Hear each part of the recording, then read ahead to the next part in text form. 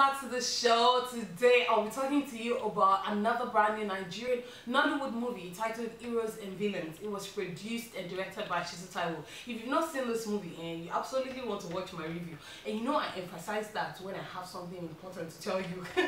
Okay, so make sure to stay tuned. Heroes and Villains, that's the movie I'm talking about today. Sit back, relax, enjoy the show, and I'll be right back.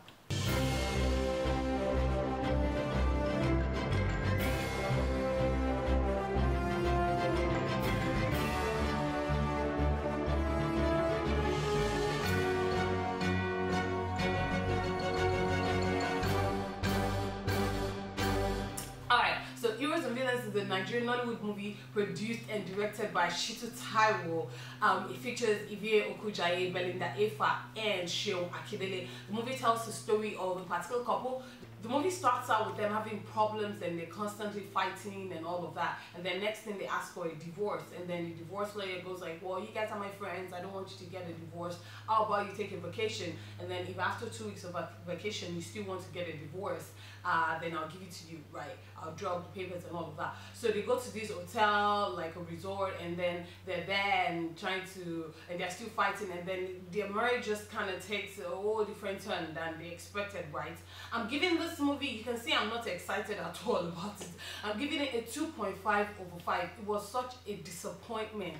Let me start out by saying Seun Akindele is one of the underrated actors in Nollywood. I think he's a fantastic actor, but he doesn't get the accolades that that he deserves. But I think that might be just the fact that sometimes he just does movies such as this. Now, then Ivie Okujaye was in this film, even Ivie Okujaye couldn't save it. Belinda Effah, she was just shouting up and down and rolling her eyes, and I don't like when Nollywood actresses think, or actors and actresses think, most of their acting should be in their face, or most of their anger should be like like shouting and yelling up and down. But she was just shouting, and her body, she was overdoing it, you know, she was overacting, and it was such a pain to watch. And then the storyline was not interesting. I mean, it was very boring. They spent 30 minutes bickering over stupid things, and then you're there like, really, you know. So it was just not well arranged. I mean, they had a good idea, you know, because it was kind of like a thriller sort of, you know, but at the same time they didn't execute the idea very well. And then if Ivie Okujaye comes into the picture and a part of the story isn't properly explained, like even after the movie ended, I was like, okay, but why was she crazy? You know, so like they didn't properly explain that, it wasn't properly arranged,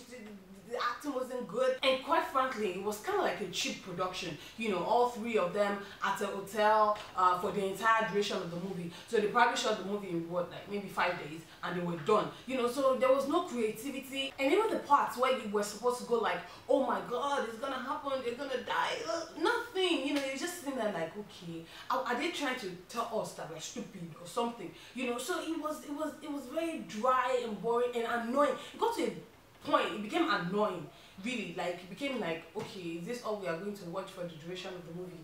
And then it was a very good concept if executed properly, and if the screenplay had been written properly, they might have been up to something. But it wasn't well produced at all. And then lighting was bad in a few places, it was dark in a few places, the camera angles weren't particularly interesting, you know. So it's just, at the end of the day, I didn't think this movie was worth my time. Ivie, I was like, you know, I'm an Ivie fan, die-hard fan, but even seeing her in this movie, I was just like, okay, I couldn't connect with her. And then Seun Akindele actually held his own role, but then, you know, when you're surrounded by actors that aren't particularly up to par, I always tell you this, they are going to pull you down, and it's going to make you seem as if you're not doing anything at all, you know. So yeah, so I didn't particularly feel him. Overall, I didn't think this movie added anything particularly to Nollywood. I didn't think it should have been produced. I didn't think it was worth the time and effort I was put into it. But hey, that's just me. I know some of you are still going to ask, so Nika, where can we watch it? You want to go and watch it? Okay, you can watch it on the Yoruba TV. I'll put the link down below for you guys, okay? Alright, so that's it for today's episode of The Screening Room with Adinike. Thank you so much for joining me. You know I love you guys. I absolutely love you guys. Have a fantastic week. God bless you. Goodbye.